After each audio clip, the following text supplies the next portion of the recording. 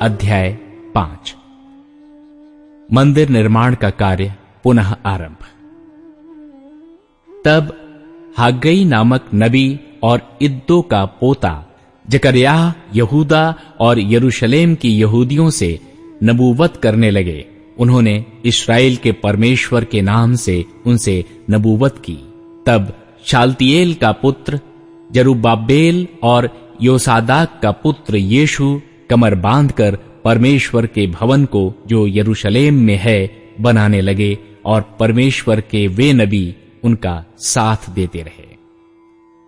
उसी समय महानद के इस पार का तत्तनई नामक अधिपति और शतबोर्जनई अपने सहयोगियों समेत उनके पास जाकर यूं पूछने लगे, इस भवन को बनाने और इस शहर पनाह को खड़ा करने की किसने तुमको आज्ञा दी है?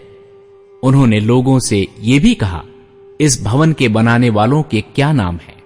परंतु यहूदियों के पुरानियों के परमेश्वर की दृष्टि उन पर रही, इसलिए जब तक इस बात की चर्चा दारा से न की गई और इसके विषय चिट्ठी के द्वारा उत्तर न मिला, तब तक उन्होंने इनको न रोका। जो चिट्ठी महानद के इस पार के अधिपति तत्तनई और शतबोर्जनई और महानद के इस पार के उनके सहयोगियों अपारसकियों ने राजा दारा के पास भेजी, उसकी नकल ये है। उन्होंने उसको जो चिट्ठी लिखी उसमें ये लिखा था, राजा दारा का कुशल क्षेम सब प्रकार से हो। राजा को विदित हो कि हम लोग यहूदा नामक प्रांत में महान परमेश्वर के भवन के पास गए थे। वो बड़े बड़े पत्थरों से बन रहा है और उसकी दीवारों में कड़ियां जुड़ रही हैं, और ये काम उन लोगों के द्वारा फुर्ती के साथ हो रहा है और सफल भी होता जाता है। इसलिए हमने उन पुरानियों से यूं पूछा, ये भवन बनवाने और यह शहर पनाह खड़ी करने की आज्ञा किसने तुम्हें दी? और हमने उनके नाम भी पूछे कि हम उनके मुख्य पुरुषों के नाम लिखकर तुझको जता सकें। उन्होंने हमें यूं उत्तर दिया, हम तो आकाश और पृथ्वी के परमेश्वर के दास हैं, और जिस भवन को बहुत वर्ष हुए इस्राएलियों के एक बड़े राजा ने बनाकर तैयार किया था, उसी को हम बना रहे हैं। जब हमारे पुरखाओं ने स्वर्ग के परमेश्वर को क्रोध दिलाया, तब उसने उन्हें बेबीलोन के कसदी राजा नबूकदनेस्सर के हाथ में कर दिया था, और उसने इस भवन को नष्ट किया और लोगों को बंदी बनाकर बेबीलोन को ले गया। परंतु बेबीलोन के राजा कुस्रू के पहले वर्ष में उसी कुस्रू राजा ने परमेश्वर के इस भवन को बनाने की आज्ञा दी। परमेश्वर के भवन के जो सोने और चांदी के पात्र नबूकदनेस्सर यरूशलेम के मंदिर में से निकलवाकर बेबीलोन के मंदिर में ले गया था, उनको राजा कुस्रू ने बेबीलोन के मंदिर में से निकलवाकर शेशब्बत्सार नामक एक पुरुष को, जिसे उसने अधिपति ठहरा दिया था, सौंप दिया। उसने उससे कहा, ये पात्र ले जाकर यरूशलेम के मंदिर में रख और परमेश्वर का वो भवन अपने स्थान पर बनाया जाए। तब उसी शेशब्बत्सार ने आकर परमेश्वर के भवन की जो यरूशलेम में ही नींव डाली, और तब से अब तक ये बन रहा है, परंतु अब तक नहीं बन पाया। अब यदि राजा को अच्छा लगे तो बेबीलोन के राज भंडार में इस बात की खोज की जाए कि राजा कुस्रू ने सचमुच परमेश्वर के भवन के जो यरूशलेम में है बनवाने की आज्ञा दी थी या नहीं। तब राजा इस विषय में अपनी इच्छा हमको बताए। अध्याय 6। राजा कुस्रू के आज्ञा पत्र की खोज। तब राजा दारा की आज्ञा से बेबीलोन के पुस्तकालय में, जहां खजाना भी रहता था, खोज की गई। मादे नामक प्रांत के अमहता नगर के राजगढ़ में एक पुस्तक मिली, जिसमें ये वृतांत लिखा था।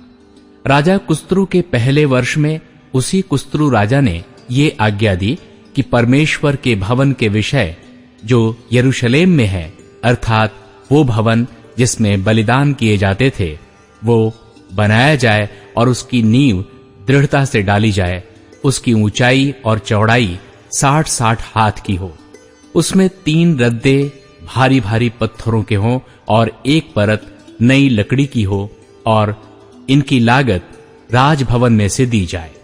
परमेश्वर के भवन के जो सोने और चांदी के पात्र नबूकदनेस्सर ने यरूशलेम के मंदिर में से निकलवाकर बेबीलोन को पहुंचा दिए थे, वो लौटाकर यरूशलेम के मंदिर में अपने अपने स्थान पर पहुंचाए जाएं, और तू उन्हें परमेश्वर के भवन में रख देना।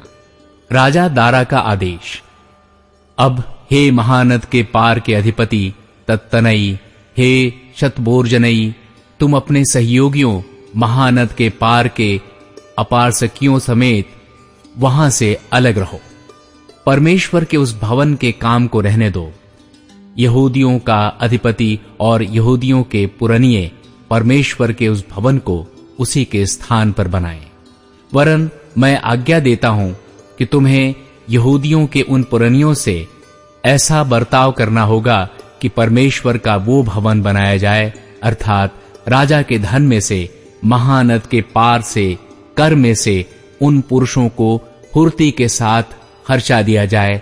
ऐसा न हो कि उनको रुकना पड़े। क्या बछड़े, क्या मेढ़े, क्या मेमने, स्वर्ग के परमेश्वर के होम बलियों के लिए जिस जिस वस्तु का उन्हें प्रयोजन हो, और जितना गेहूं, नमक, दाख मधु और तेल यरूशलेम के याजक कहें, वो सब उन्हें बिना भूल चूक प्रतिदिन दिया जाए, इसलिए कि वे स्वर्ग के परमेश्वर को सुखदायक सुगंध वाले बलि चढ़ाकर राजा और राजकुमारों के दीर्घायु के लिए प्रार्थना किया करें। फिर मैंने आज्ञा दी है कि जो कोई ये आज्ञा टाले, उसके घर में से कड़ी निकाली जाए और उस पर वो स्वयं चढ़ाकर जकड़ा जाए, और उसका घर इस अपराध के कारण घूरा बनाया जाए। परमेश्वर जिसने वहां अपने नाम का निवास ठहराया है, वो क्या राजा क्या प्रजा, उन सबों को जो ये आज्ञा टालने और परमेश्वर के भवन को जो यरूशलेम में है नष्ट करने के लिए हाथ बढ़ाएं, नष्ट करे। मुझ दारा ने ये आज्ञा दी है, फुर्ती से ऐसा ही करना। मंदिर का निर्माण पूरा होना। तब महानद के इस पार के अधिपति तत्तनई और शतबोर्जनई और उनके सहयोगियों ने दारा राजा के चिट्ठी भेजने के कारण उसी के अनुसार फुर्ती से काम किया। तब यहूदी पुरनिये हाग्गी नबी और इद्दो के पोते जकरयाह के नबूवत करने से मंदिर को बनाते रहे और सफल भी हुए। उन्होंने इस्राएल के परमेश्वर की आज्ञा के अनुसार और फारस के राजा कुस्त्रु, दारा और अर्थक्षत्र की आज्ञाओं के अनुसार बनाते बनाते उसे पूरा कर दिया। इस प्रकार वो भवन राजा दारा के राज्य के 6वें वर्ष में अदार महीने के 3 दिन को बनकर समाप्त हुआ। इस्राएली अर्थात याजक, लेवीय और अन्य जितने बंधुआओं से आए थे, उन्होंने परमेश्वर के उस भवन की प्रतिष्ठा उत्सव के साथ की। उस भवन की प्रतिष्ठा में उन्होंने 100 बैल और 200 मेढ़े और 400 मेमने और फिर सब इस्राएल के निमित्त पाप बलि करके इस्राएल के गोत्रों की गिनती के अनुसार 12 बकरे चढ़ाए। तब जैसा मूसा की पुस्तक में लिखा है, वैसे ही उन्होंने परमेश्वर की आराधना के लिए जो यरूशलेम में है, बारी बारी से याजकों और दल दल के लेवियों को नियुक्त कर दिया। फसह का पर्व।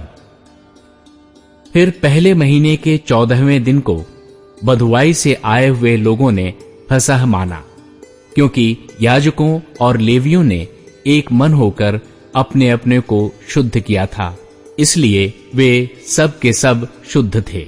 उन्होंने बधुआई से आए हुए सब लोगों और अपने भाई याजकों के लिए और अपने अपने लिए फसह के पशु बलि किए। तब बधुआई से लौटे हुए इस्राएली और जितने और देश की अन्य जातियों की अशुद्धता से इसलिए अलग हो गए थे कि इस्राएल के परमेश्वर यहोवा की खोज करें, उन सबों ने भोजन किया।